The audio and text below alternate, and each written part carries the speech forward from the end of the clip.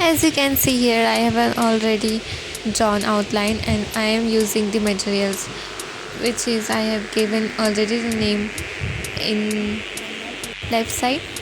So let's get started. If you don't have graphite powder, then don't worry, I have already made an DIY homemade tutorial video, so check the description below and check out the link and make your own graphite powder at home.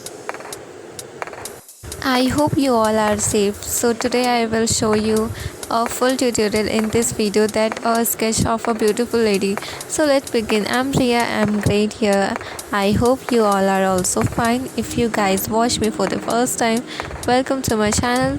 So I'm come with video every day, that is I'm using here right now 4B pencil of Camlin. You can use any type of any brand of pencil. I will share a lot of things and experience to you regarding sketching. If you're loving to draw or thinking to start drawing any sketch, then go ahead right away and smash the subscribe button below and subscribe to my channel.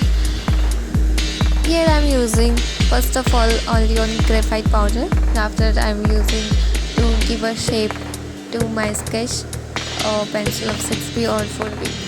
This is my homemade DIY Monotombow eraser. If you have not also, then you can also make it, and the link is provided in description below.